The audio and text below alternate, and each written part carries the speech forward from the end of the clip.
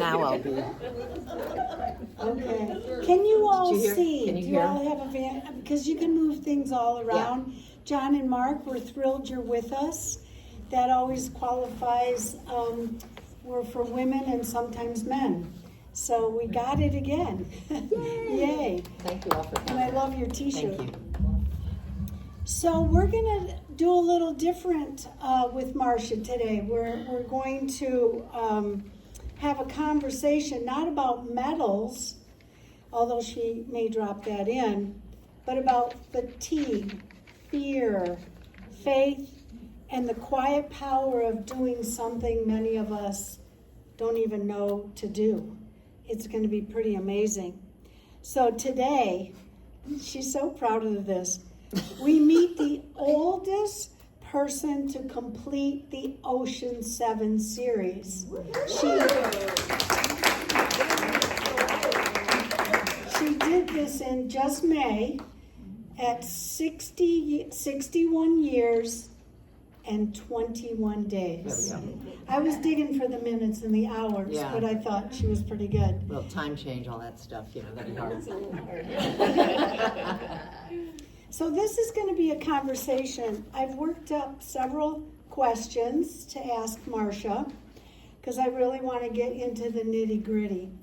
And then at the end, when we're done sort of chatting away with and for you, we'll open it up to questions if you have any left. Right. So you ready, Marcia? Yeah. So I also wanted to mention, if you want to get up and look around, there's some charts and certificates over there, and these are on that side. There's some of the awards and bathing suits that I had. So feel free to wander around before I package all this stuff up and put it back in my basement.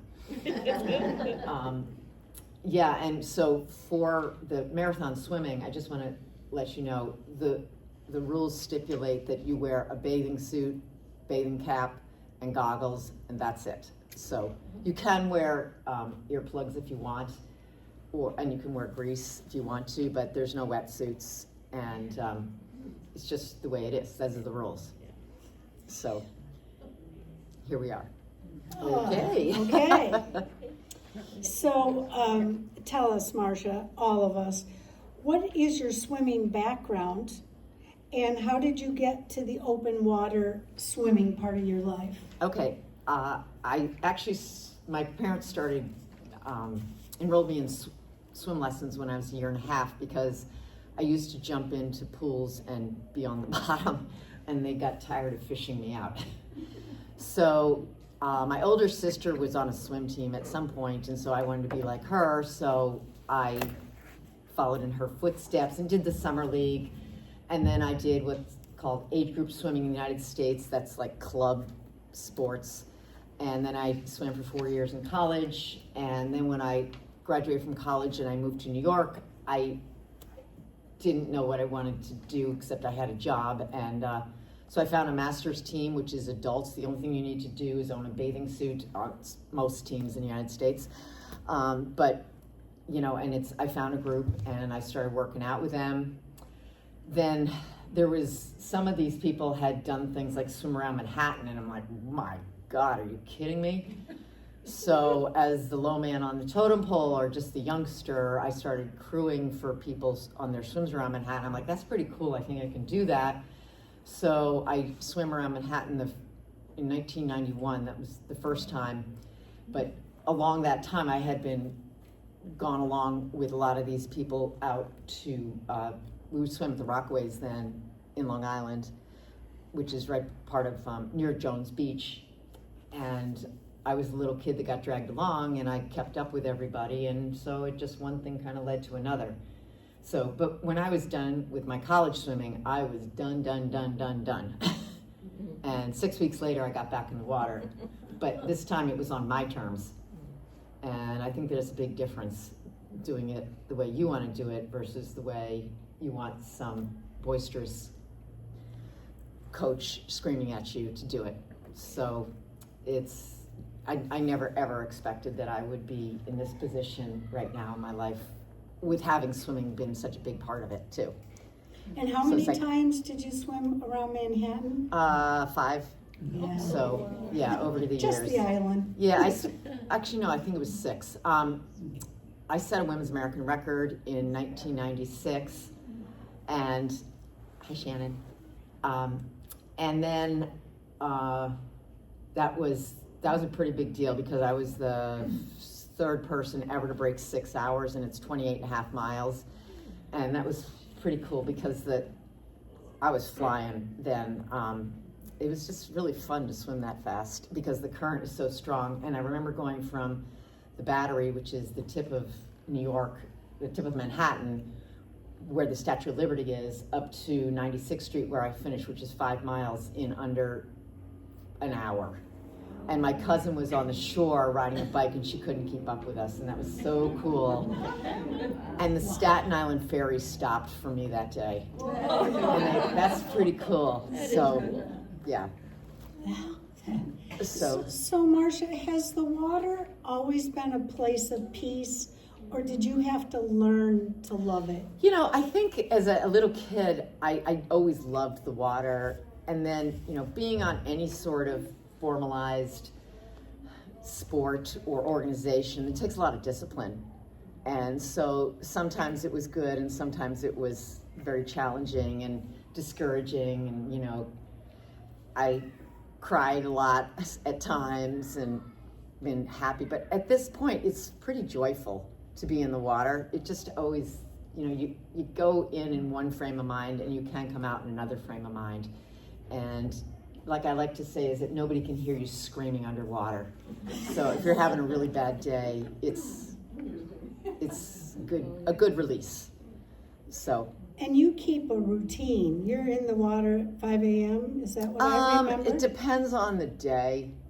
I usually swim 6 days a week, and let's see. It depends on my son's work schedule because I have to go to work with him 2 days a week, and if I have to do that, I'm up at 5:15, and I swim from about 6:15 to 7:45. And then on the days I don't, I coach a master swim team. Hello, some of you swimmers out there. So I get up at 4:30 and I coach them, and then after that I swim on my own between an hour and 2.5 hours. So this is a combination of lake swimming and pool swimming? Yes, right now. Okay. Yeah, we usually cut it off around November. The lake swimming, right. November? Yeah. It's not always warm. As in Lake Michigan? As in Lake Michigan, yeah. Wow. So when did you realize you were good at this and you didn't mind this crazy grind? Well, let's see. Having been doing this since about 1990 or so, I've had a lot of different life phases. So, I guess it was more like, you know, when I was in my early 20s and 20s, I could pretty much do whatever I wanted to do. My time was my own. I had a full-time job. I had a husband who we were newly married, but I could just do whatever I wanted. And when I was first training to swim the English Channel, I was swimming 9 times a week in 6 days, plus lifting weights, plus doing some running and having a full-time job. But I could manage that on my own because I didn't have children. And then when we had children, my time had to change. So instead of swimming twice a day sometimes, I started swimming one long time a week, one long time a day, and sometimes that would cause me to get up at 4 o'clock in the morning and all. So, but that was okay because I would have to be home in order to take care of the kids all day, but that was the priority that I had. But then also, as they got into school full-time, I had a little bit more time in the day, but I had other things to do too. So it's a matter of time management, I think, has been very important. And especially when the kids were really little and they had, you know, all the PTA opportunities, stuff like that. I'm sorry, but I didn't do that stuff. But Because I had an appointment. I had an appointment with myself. So, I wasn't really into the moms groups because I don't have any regrets about that either. Because some of those people were not particularly nice, or people that I wanted to hang out with, and also they ask you to do 5 million hours of volunteer work and you don't get a lot out of it. So I've given a lot of volunteer work to swimming, and I've given a lot of volunteer work for things I care about. And I did help my children's stuff out, but I didn't get involved with some very distracting things that I could have derailed my own personal interest, Well, that means even more that you served on the board of directors for Women's Exchange for 6 straight years. So I'm just realizing what a gift that was, because you weren't doing it in very many places. Oh, no, I wasn't, right. Yeah, we didn't know that. So, when I think of the English Channel, I think of a place. How long is this? So the English Channel is 21 miles coast to coast. But what happens is that the currents play a factor. So what happens is that the tides would shift about every 6 hours and 24 minutes, unless Mother Nature wants to mess around with people, which she often does. It can change. So if you're doing a 6-hour English Channel swim, you're going to be setting a world record, and you're probably going to go about straight across. But if you're doing a 12-hour English Channel swim, you're going to get hit by 2 tide cycles. So at one point it's going to push you out towards the Atlantic Ocean, another time it's going to push you in towards the North Sea. That's fine, so you're going to have like this nice little sine wave. It's a matter of your boat pilot calculating your speed and you swimming that speed that you've told them, so that you hit the coast when you're supposed to hit the coast. And that's also not factoring the wind, which could change, or Mother Nature could just mess around with you, or you could have a cramp, or you could be barfing in the water or something like that. So if everything goes fine, it's supposed to work out that way, but it's kind of like the baby in the delivery room, if it doesn't go as planned. So I just heard you say that the boat helps. So there's a boat that swims next to you, that's called the escort boat, and they feed you and they tell you what to do, and if all works out well, it works out well for everybody then. So I'm pretty amenable, but I've seen some grumpy swimmers in the past, so we won't get into that just yet. Oh, we want the dirt. Oh, we want the dirt, yeah. So, Marcia, did you have role models? Like, how did you even know you wanted to get in these waters? And are you the only woman? Did you have women role models? I mean, they make movies about some people that I've heard you say, that's not the truth. So, at the time when I was doing this, it was in the early 1990s, and especially in New York, there were 2 women who could have been role models, and they chose not to be. So I was kind of on my own, and there were a few books written, but there wasn't a lot. And I was pretty much on my own, although I was in a regularly coached program. I did not know if what I was doing was going to work out. So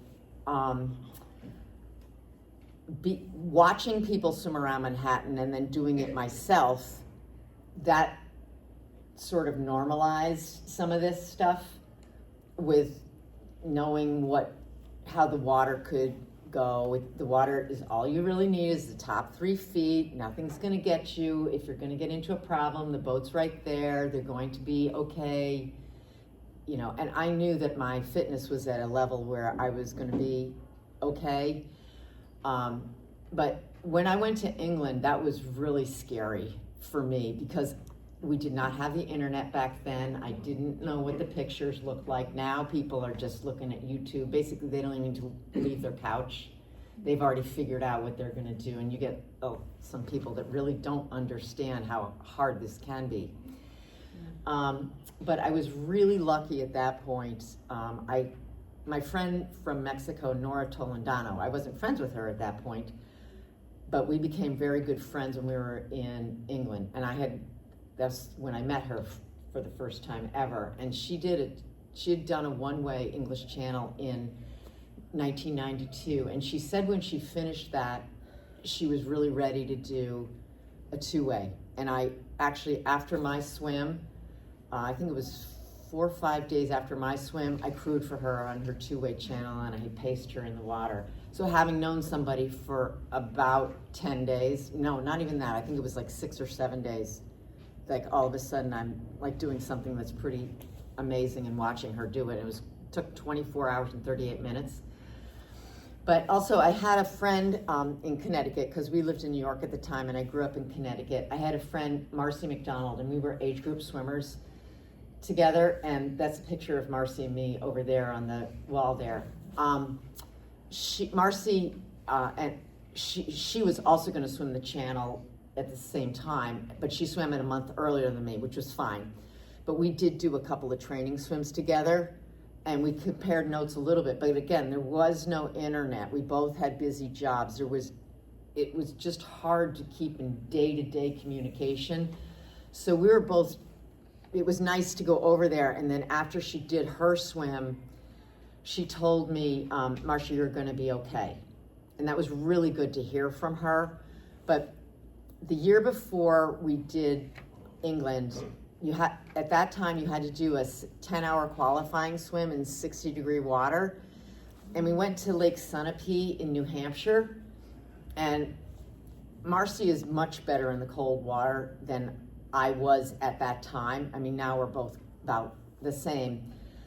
But she was just fine in that 60-degree water, and I was not. And they were wondering how, this was like about hour 6 or 7. Marcy had set the whole thing up. She had a boat, there was a kayak, she had gotten cabins, it was everything. She did what I would do going forward, but it was just amazing.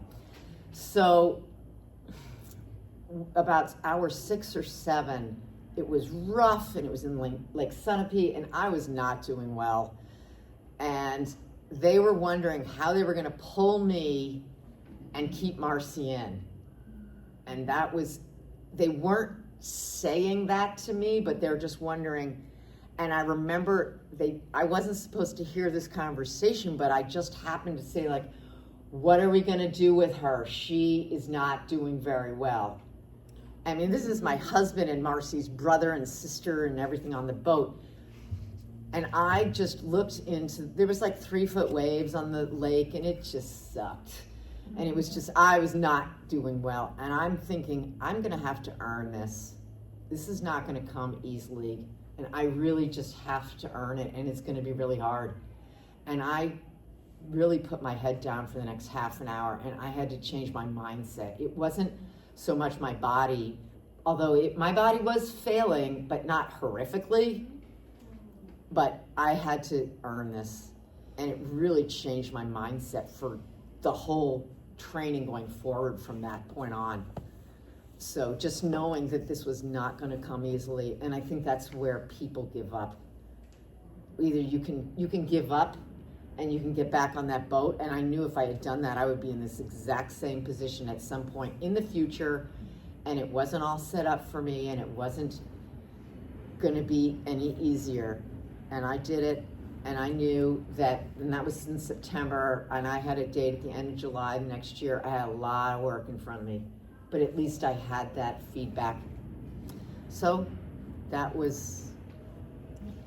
So your mindset warmed the water also? No, I just think it was my mindset told my body to put on my big girl pants and get going, and this is not okay, and you only have 3 hours left, and you've come 2/3 of the way.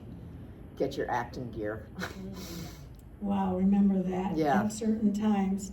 So Marcia, take us to the starting gate. Take us, what are you thinking as you walk to the edge of the water? You're ready to jump in. What's the longest time you stayed in the water straight? 12? So you just asked about 3 questions. Yeah. Okay. Because I'm like, what is going on to get you in that water? So let's take, okay, I'm going to do those in reverse. Okay. The longest I've ever been in the water is 17 hours and 45 minutes, and that was in Hawaii, which is the Molokai Channel in there. And the water temperature was not an issue. I don't really know what it was, but it was in the mid-70s. But the waves that day were 5 to 8 foot seas for everything but about the first hour. So that's why that was a long swim. But because it was so rough, there was no wildlife. And I'm talking about things that have teeth that can take a chomp out of you. And actually the boat pilot that I went with, he's had 4 shark attacks in the last 2 years. So that was another issue on that. But anyway, so that's the longest I've ever been in the water. And that one is like 27 miles. The Manhattan, although it's not listed on there, is 28 and a half, but it's only about 15 miles of swimming because it's a lot of current. And then what was the first one? What are you telling yourself? Okay. So and this how is. are you dressed? This Are you also just a this bathing also suit? changes. Okay, so yes, it's always suit, cap, goggles. So when I did Manhattan, which was my first major marathon swim, it was in August. I had grease on. I was worried about my suit chafing. It's more like Vaseline. And I was kind of nervous, but I knew that the water temperature was going to be okay. So, but again, Manhattan, you don't need your passport for. Your neighbor's only going to tell you you're crazy.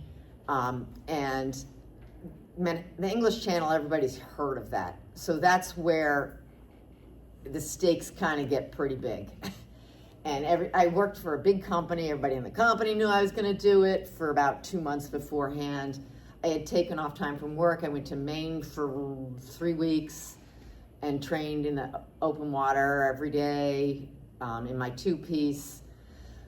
So anyway, so I was visibly nervous before England, and it was not so much when we were on land, but when we got on that boat and I was in the boat as we're this little fishing boat that's going out to the start, and I had to jump off the boat and swim 50 yards into the shore. It was 4 o'clock in the morning, so it was dark, and the only thing I had not done to prepare was to swim in the dark. So I knew I needed to do that, and I didn't, and I got to face the demons on that one. But I was shaking so hard, and the person who knew it was one of my crew members, and he put his hand, it wasn't Mark, he put his hand on my shoulder and says, Marcia, you're going to be okay. You've trained hard for this. But I was so nervous. I was shaking. I don't know if any of you have ever been, but I could not stop the nerves. So I had grease on because I was really nervous that I was going to freeze to death, and I was absolutely not in any capacity during that day was I going to freeze to death, but I didn't know that yet. So what I did also, as I'm just about to jump off the boat, I put my hands on my thighs and I go like this with my goggles, which means I've just transferred the grease, but I'm not thinking clearly at that point. So I swim into the shore, they shine the light on, horn goes off, it's time to swim in the dark. I am just totally freaked out because I'm swimming in the dark.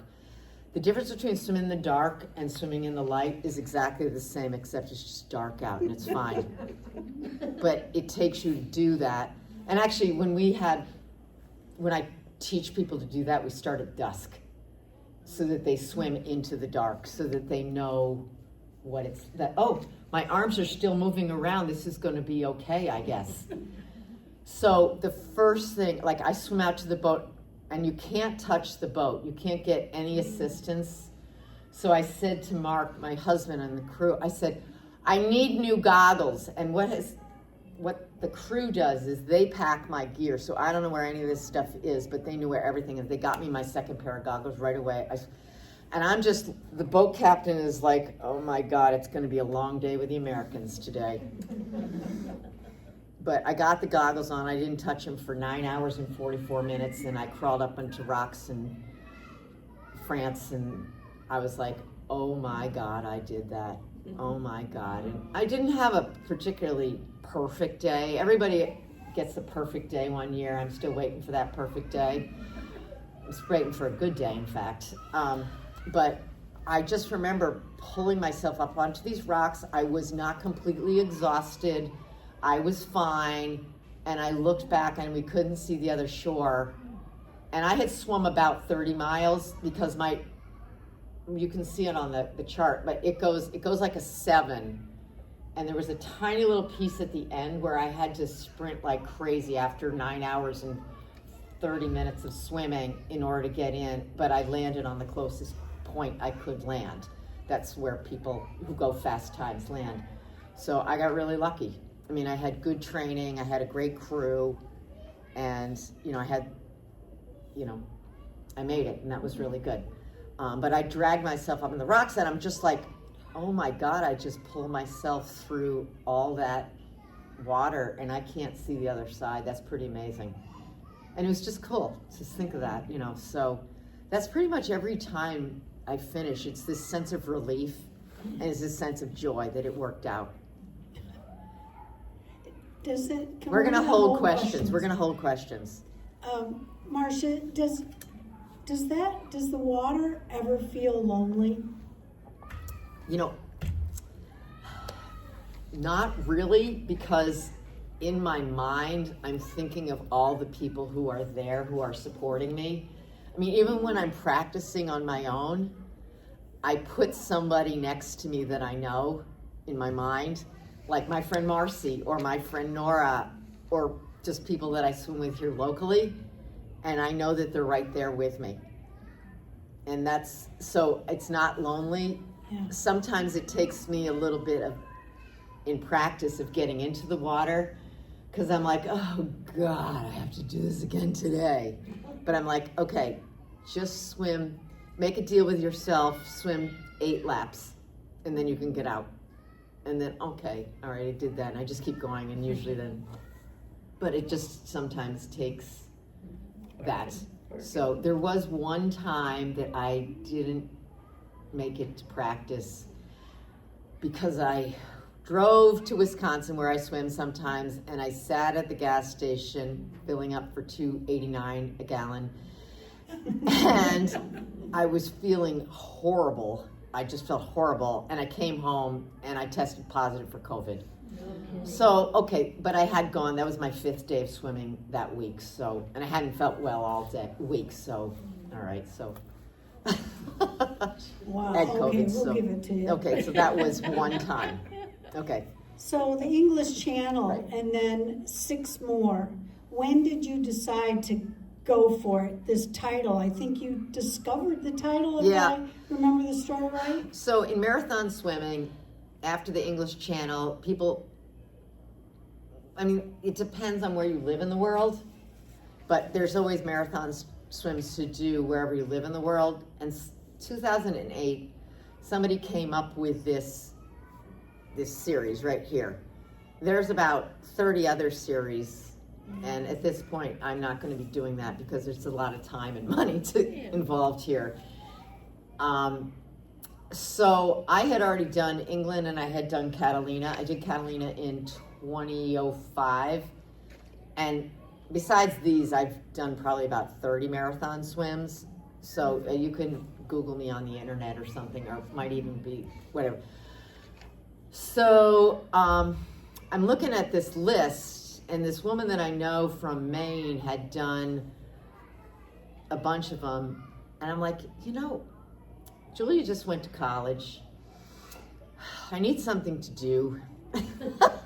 Sam wasn't enough. Sam wasn't enough. I have some time on my hands. I'm just going to see if I can do this. Let me see. And so I wanted to see if I could get back into the shape that I had been in before like what I call the dark ages, which when they were in middle school and elementary school and high school, because when they're not driving and you're picking them up from various activities at 9:30 at night, and then you're getting up at 5:30 or 6 o'clock the next morning to get them to school and everything like that. I mean, we've all kind of been there, where you could make peanut butter and jelly sandwiches in your sleep, and you know, you're picking wet, sweaty clothes out of the bottom of a gym bag at God knows what time. We've all been there. So I really put it on simmer when the kids were in middle school and high school, because they needed me, and that was okay. And I have no regrets about that whatsoever. So when Julius went to college, I'm like, you know, I just want to see if I can get back in shape. So I decided, I was swimming at Centennial in Wilmette, in 100 meters, which is down and back. I'm like, I'm going to try Lake Tahoe next year. So that was 2017. So I have a friend in Connecticut, Liz Fry, who's the race director for this swim across Long Island Sound. And I told her about this. She goes, well, why don't you come out to do this swim 3 weeks earlier? I'm like, okay, that sounds like a good idea. I'll do that too. So I did the two of them back to back in 3 weeks. And that was a lot, but I made both of them and I did fine. I'm like, okay, I guess this is working. So then I decided, so I'm like, okay, that sounds okay. So the next one I decided to do was the North Channel, but none of my friends had done that before. I didn't know how hard it was going to be, because that, out of the Ocean Sevens, is that people will say, hands down, that's the hardest. It was wound up being 15 hours for me. It's about 21 miles across, so it's the same as the English Channel, except that the water is, for me, it was 53 degrees for 15 hours, and there were jellyfish the size of garbage can covers the entire time. I never had a head-on hit because my crew, which numbered 3 people total, was on the bow of the boat pointing them out to me. So I was playing ditch and dodge. But this is like being with Rapunzel's hair. You're gonna hit tentacles the whole way. So you are not gonna not get stung. Everybody gets stung. But I didn't have any help from anybody's previous experience that I could ask. And it was so freaking hard. And that's the only swim I've ever crawled up on all fours on the beach and collapsed. And it was so hard, off the charts, that I didn't even know how hard it was. And for the last 2 hours, I was on razor's thin, whether I was gonna make it or not. I didn't know this because I was so out of it mentally. And there was one of my friends who was crewing for me got in the water, and I did not know he was there for 10 minutes. I literally like, hey, Lee, good to see you. And he's trying to get me to this rock over there, which would have ended the swim, because Scotland was pushing out that way. And I'm looking straight ahead, and I'm going for the beach. And it was like about 400 yards further. I had no clue. I just was on this tunnel vision. And I realized when you do get hypothermia that you are on this, like your focus narrows really, because I experienced that again when we trained for the Ice Mile during the pandemic, which I swam with 4 other people, and it was a mile at Gilson in December of 2020 in 38 degree or 37 degree water. So I just, that was my max, I think, for that stuff. Okay, so then after that, so you get yourself, as far as these go, you get yourself on all these lists, and let's see. So the Strait of Gibraltar just happened. I got on the list in 2017 with that, and that was 8 years, including last year when I went, and I was there for 16 days, and we never got a swimmable day because it was so windy. But I also knew leaving that if I made it the following year, I would be the oldest person to complete the Ocean Sevens.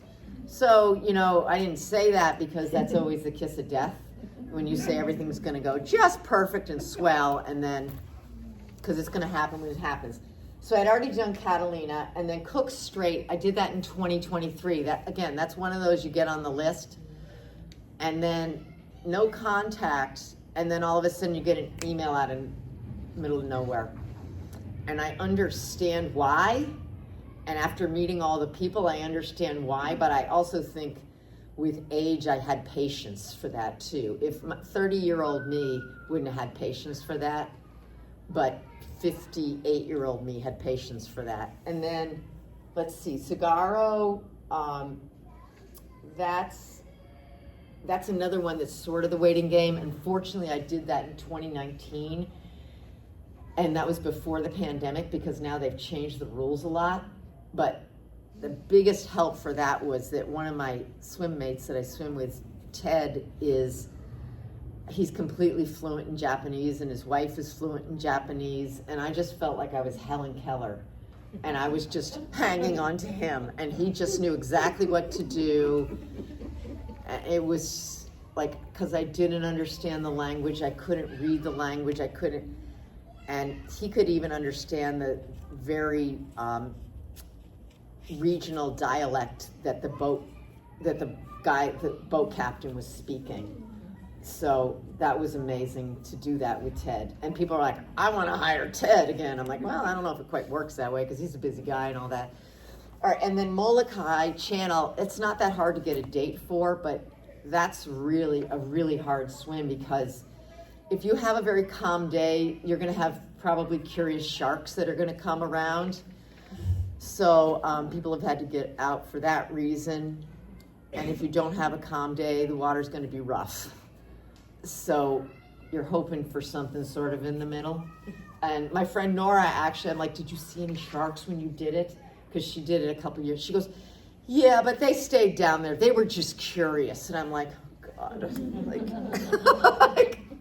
So there are also these little cookie cutter sharks now that are coming up and literally they have mouths that are like a cookie cutter, and they're only about this long, but they latch onto you and turn sideways and pull out like one of those Pillsbury Doughboy things. That'll land you in the hospital. So you don't wear any repellent? One time you had Desitin all over you. I have Desitin, which is a diaper rash cream. That actually really helps for two reasons. It helps for chafing, because sometimes I get chafing around my neck, and also it's a really good skin sunscreen repellent because it's zinc oxide is what it is. So that leads me, I've got just two more, and then I'm going to turn it over to you guys. Yeah. Because I'm just so curious about this next one, and forgive me because it's personal. So this is also a compound. Keep track of how many questions I'm asking you, right? Ready? Yep. How do you nourish yourself? Mm-hmm. How do you relieve yourself? Mm-hmm. How do you rest? Because I can't imagine you just keep on swimming. Okay. And then how do you protect your skin and your eyes and, and thirst? How do you drink? Okay, so I'm going to do those sort of, and you might have to refresh my memory. Okay.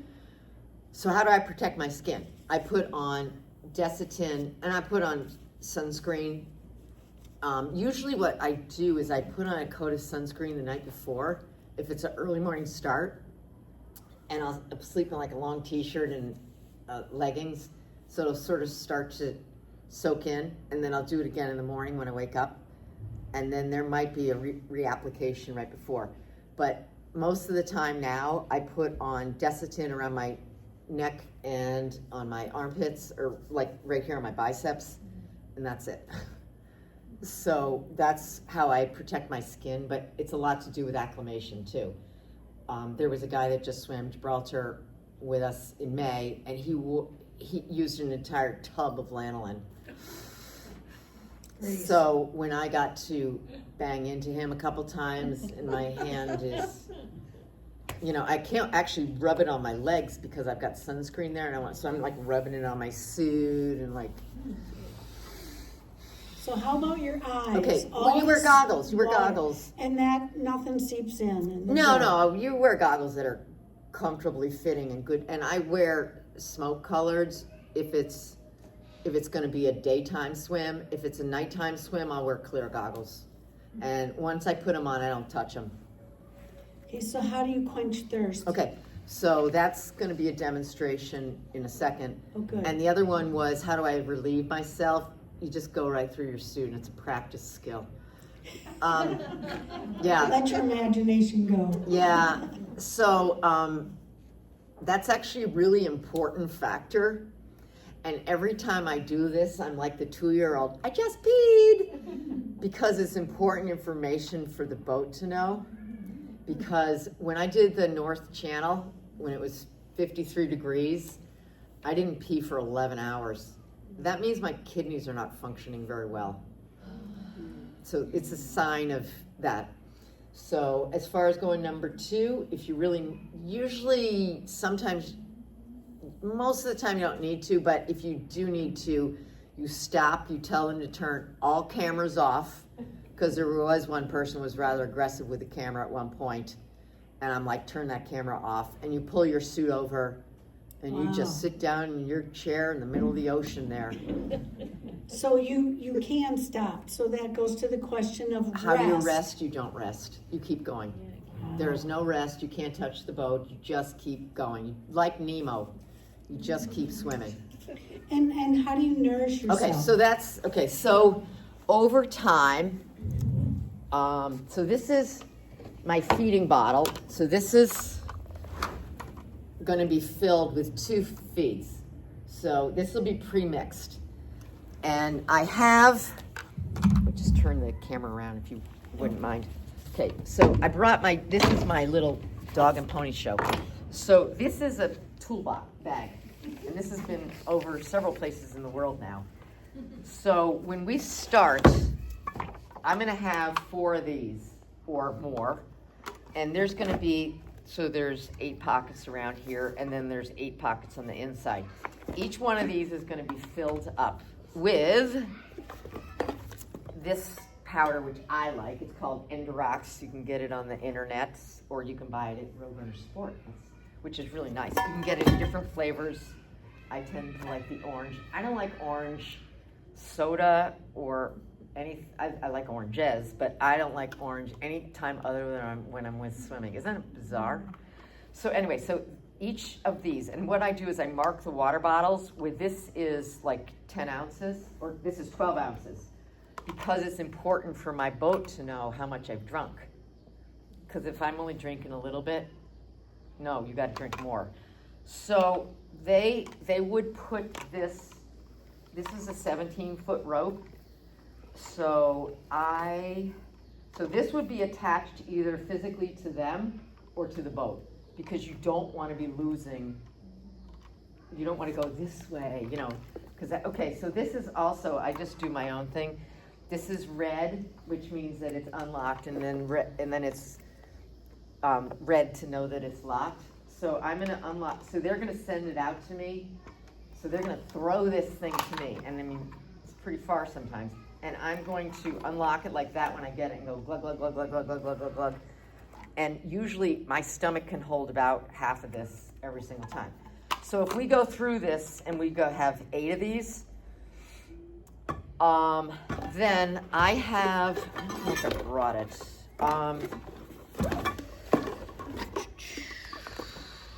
Here it is, duh.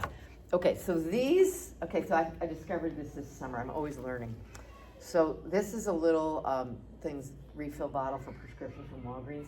Each one of these holds exactly enough for one of these bottles.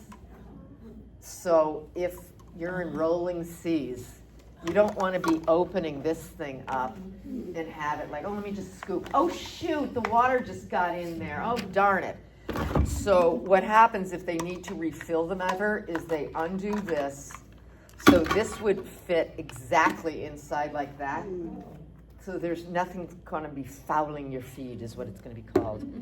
You put water on it. So you always bring water for like those gallon jugs that you get. And also what we do, depending on what the water temperature is, it will have a couple of these. And these are hydro flasks. They will be filled with boiling water ahead of time.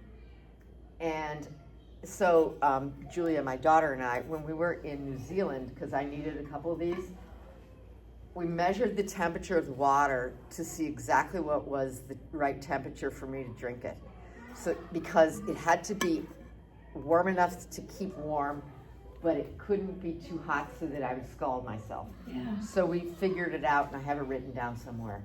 But she would measure this. So she would fill the bottles up to about here, and then she put a tiny bit of boiling water in it to be the right temperature. So that's how that works, so that you don't have to carry on these gigantic hot water buns. Then, so also people are wondering, okay, so another one is, what happens is why this little bracelet's here is that this is a gel. So I like my gels. They rip off the gel, throw it to me. A little bit spills out, but it's okay. I take the gel, put this back underneath. The whole thing happens literally in 30 seconds. So another thing is this is mouthwash. So that this would be attached also to a carabiner and a rope. So it's like they're going to do this. So if you can believe it, any sort of mint mouthwash will relieve the swelling in salt water. Isn't that bizarre? It doesn't matter in fresh water, but in salt water, and you can come out like, that feels great. So as soon as I'm done with the feed, they give me this. I go boom, boom, like with a couple of sprigs of that, and then we're on our way again. If I ever needed solids, and sometimes I do, they would put this also on a carabiner. This comes on here so this is watertight when it's like that, but it's also so when your hands get really cold, you lose your fine motor coordination. But I could get this open if that's what happened in the North Channel. I could still get this open. So if I got bored or I was sick or something like that, and I needed to have something solid like a roll or something, they could put it in there, solids. And also, if I wanted some a leave or something, they could put it in here, and everything would be fine. This could also be attached to a carabiner, but we're starting on the higher level classes here. So that's what it is. Usually I'm just gels and Endurox the whole way. And it all goes in here, and and it works really well. And my friend Karen, this summer we swam from Denmark to Sweden. We only brought this, and she used it one day and I used it the next. So we had one set of gear, and thank God it worked out for both of us so she came back, washed everything out, and I took it out the next day, and it worked out really well. Okay, so that's what I do for eating.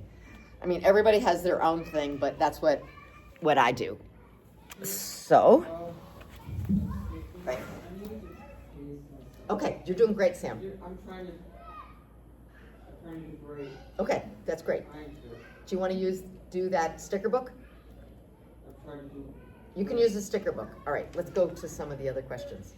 All right, well, my final question Okay. is, Marcia, what would your now self tell your younger self?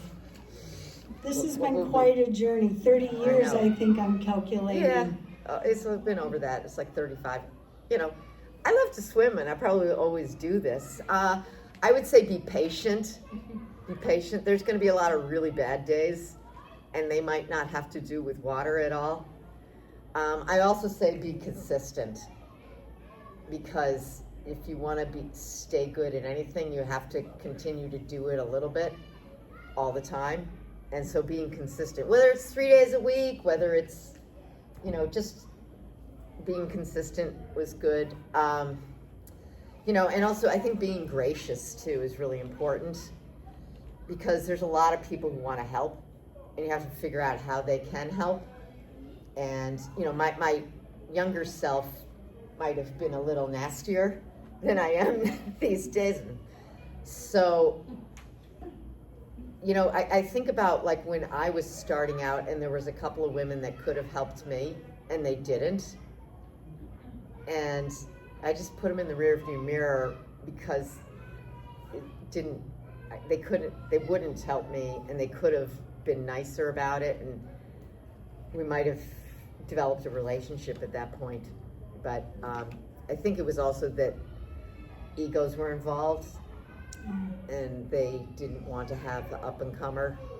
Like, I remember when Julia was starting to swim as an age grouper, and, you know, she was coming and starting to beat my best times, and I was so happy for her. You know, I didn't feel like I needed to slam her down because she was very successful at what she was doing.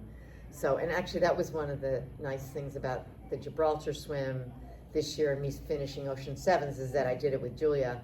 So we were the first mother-daughter to do that. So that was nice. I mean, because she's 27 now, and when she signed up for Gibraltar, she was 19 in college and everything. So it's been a long journey for her too. That's a third of her life.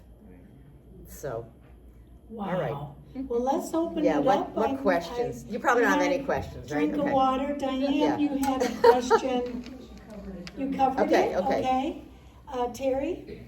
So, I know you've had a few of the swims where you had jellyfish Oh, yeah. stinging you, and I remembered like there was one day you came over to my house and I think it was the Catalina swim you and John, but I'm not sure. Yeah. It was one, and you were like every 10 seconds it was stinging me, and you lifted your shirt up. And Yeah, there were Yeah. sting That was marks. actually that was. I mean, I got stung once by a jellyfish and thought I was gonna die. Yep. And so, how do you do that and keep swimming and with all that pain? Isn't it salt water in the vein or the sore? I'll start explaining. That was actually Anacapa. That was from one of the Santa Barbara Islands, Okay. and that took a friend and I 6 hours to do that. And we jumped off the boat, went to the island, touched the island, which was all covered with goose poop, and then we started swimming. And for 1 minute, we didn't have jellyfish, and we ran into something called salp, which is baby jellyfish. And they can sting just as well as the big ones. And so it depends on the type of jellyfish too. For starters, I'm not allergic to bees. If you're allergic to bees, it's the same type of histamine, so it could be a super problem. And box jellyfish can also kill you. Box jellyfish are in the tropics, so we were okay there. It just sucked. I mean, we just kept going, and I did this with Chris Layton, so we got fed at the first hour, and I said, "Are you getting stung?" He goes, "Yeah." I said, "I am too. Let's keep going."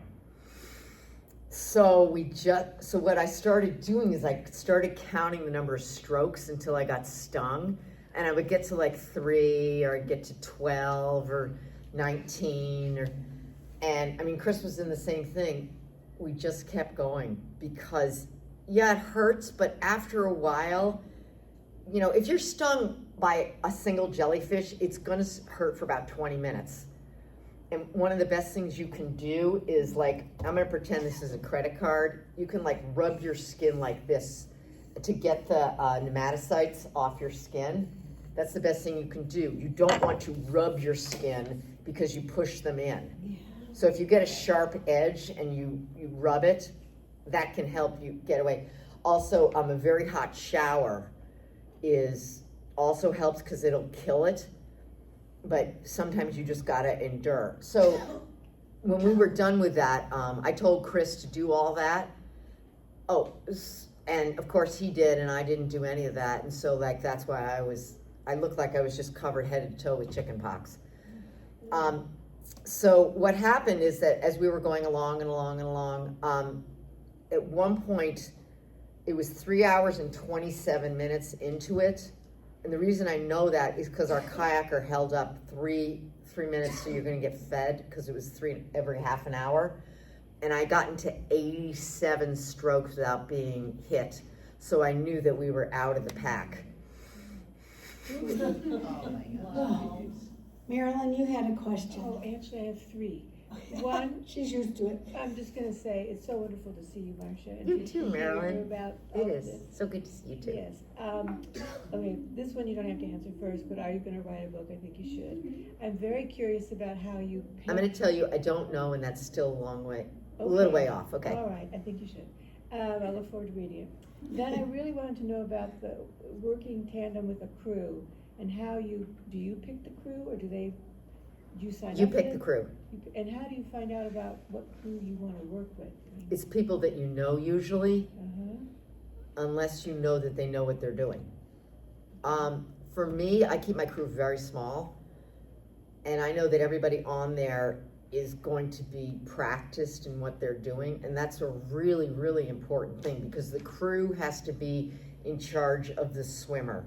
And as the swimmer, all I do is swim. So once I have handed that off to them, my job is to swim. So if they see something going on, they have the jurisdiction to change something for me. I can make requests from the water, but if they think that I'm like lagging or something, maybe they're gonna give me a little more caffeine here, maybe they're gonna, or like, hey, pick up the stroke rate. So it's really important to have an experienced crew, and you can fail because of an inexperienced crew. So I keep my crew small, and there's just no dead weight on the boat. So I select my own crew. So is that your questions? Yeah, the last one was, how true to your experience was the movie with Annette Bening? Who did the swim? I can't remember the name. So I can't either, so yeah, I can't either. We'll discuss that later. Okay. Okay, Bonnie? Oh, sorry. whoops, Go ahead. go ahead. I'm just curious, you talked about getting on a list, and I'm wondering if they're like a governing.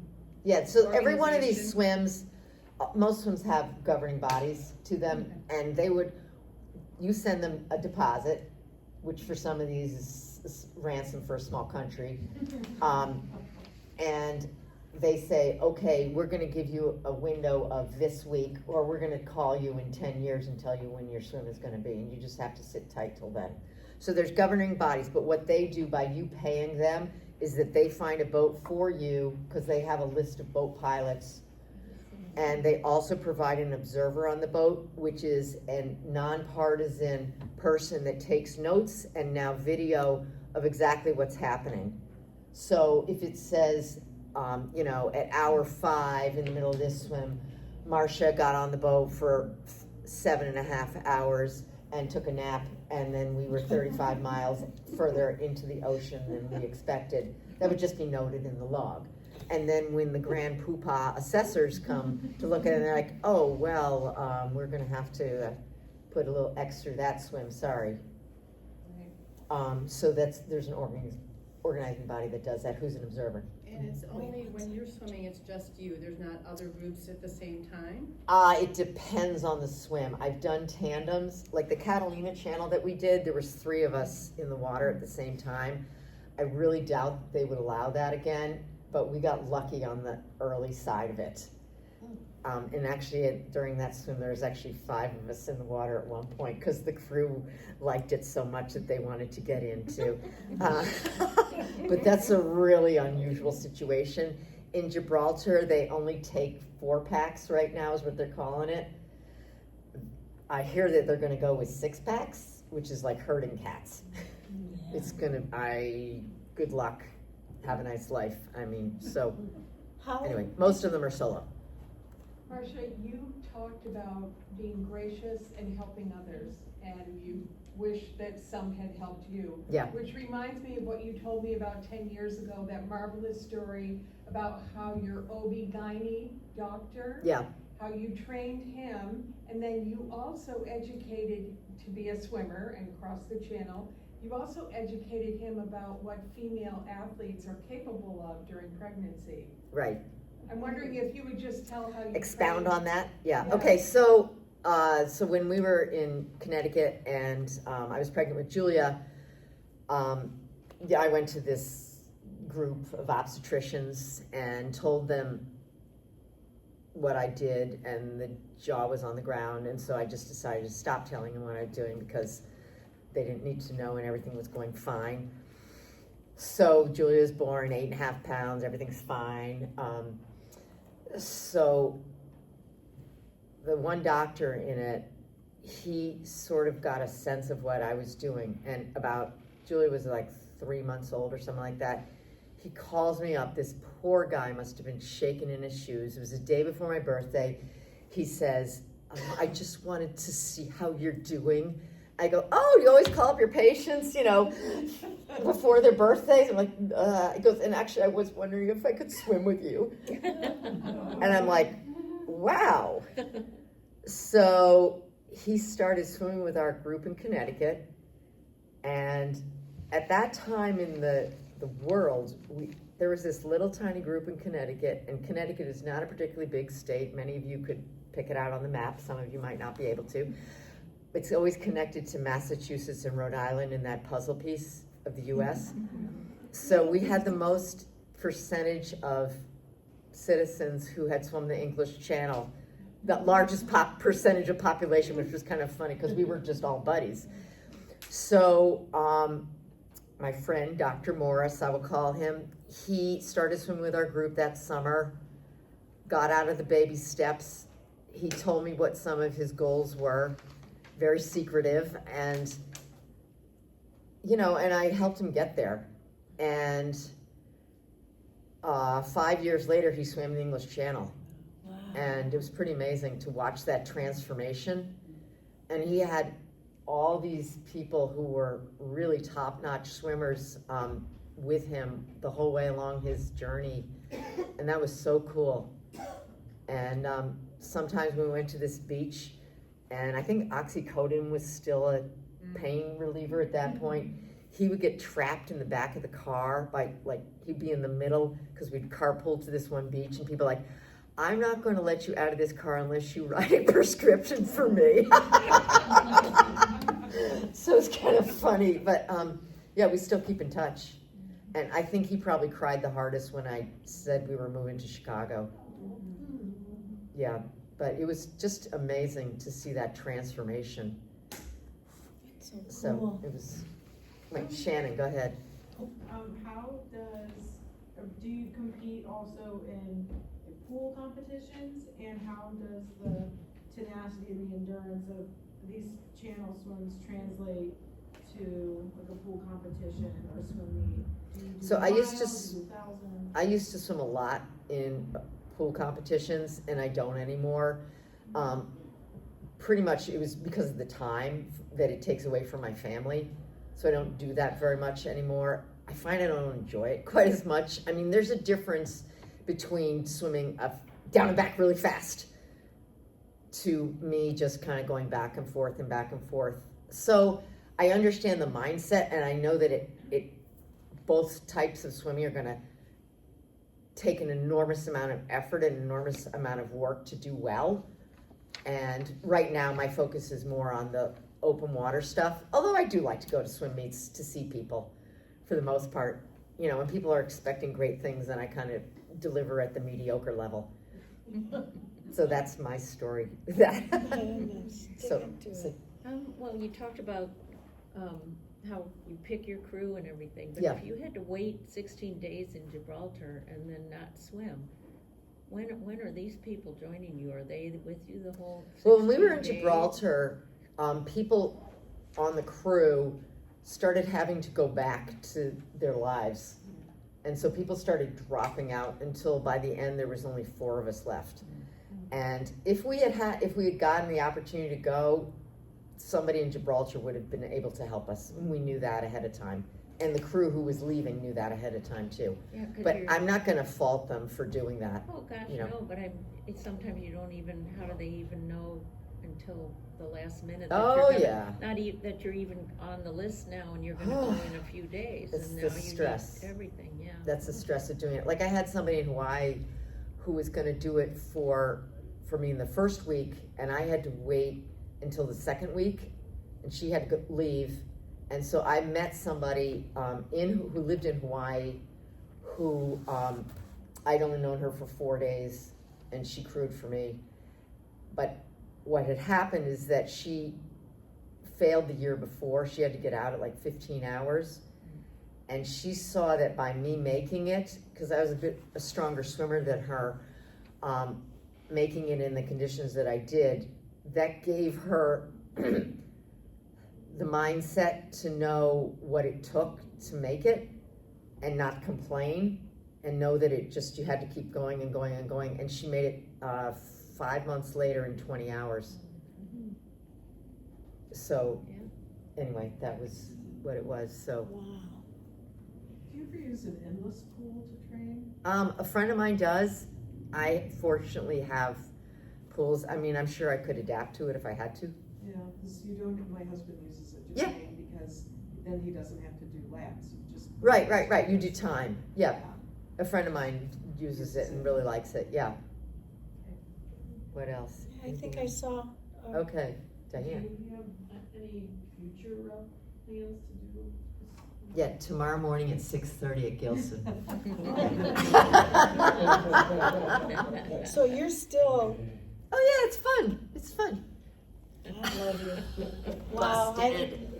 Eileen? How about the Chicago River? Were you out there last weekend? I was not because of the water quality. I think the water quality is fine, and but it was because of the price tag. Yeah, it was $1,000 for a mile and $2,000 for 2 miles, and I'd rather make donations to other causes, like the Women's Exchange. You know? Do you ever get underwriters or sponsors and where No. they're never privately? Yep, I funded this myself, so we don't drive fancy cars. You know, I mean, God bless my husband for being very understanding here of my passion and all. Yeah. But I have not done that, and I was, in the beginning, actually, I thought about that. It's because you have to answer to somebody else, and that puts a lot of pressure on that. There was a woman who swam the English Channel in 1988, and she had a sponsor, and she was Brazilian, and her crew kept yelling at her because she was failing badly. Her crew kept yelling at her, come on, the money, the money, the money, and she died. So it's just like, it's not that important. You know, she was failing so badly, and just, you know, it's like, I don't like to ask people for money for my swimming, and it's just something I do and I enjoy doing it, and I factor that into my lifestyle too. Yeah, well, bless your family for being so patient. Your husband's a saint too, Saint Mark. I think you've heard of him before. But He's a good guy. wow. What else? Anything else, guys? But if you want to Anything? look around, that's fine. If you don't, that's fine too. If you have to get back to your lives, I understand. We're so grateful. Oh, thank you. Aren't we? Thank you, Deb. Yeah. Thanks for all coming. Oh, that's right. I have something for you since you've all sat through this. So after I did my English Channel swim, I wrote a book about it. So I have copies for everybody who's here. And so this is actually the 3rd edition. So the reason I wrote this is because I wrote it as a memoir to myself, but also to help people going forward. I had no idea how much it was going to help people over, and still people still get this. And I would like to do an audiobook. If anybody knows how to put audiobooks together, that would be great. Just, you can email me privately there. But it's like a memoir of what I actually did, because this didn't exist before I did it. And now I've got a bookshelf full of Dover Solo Junior books of what they did and what they didn't do and everything. But by putting this together and saying what my actual training was, it's been really helpful to other people. I also wrote it because I didn't want the water temperature to get any colder. I didn't want the waves to get any higher. I didn't want the sharks to start chasing me. It's like, this is what happened. So it took me 5 years to write this because I just needed to process it. So I'm going to give you all a copy of this. So, and if there's not enough to go around, I will give those of you who I will see soon a copy as well. And if anybody wants me to write my name in it, that's fine too. Okay, so here you go. Well, actually, why don't I just do this? I'll just put it here. Should we stop?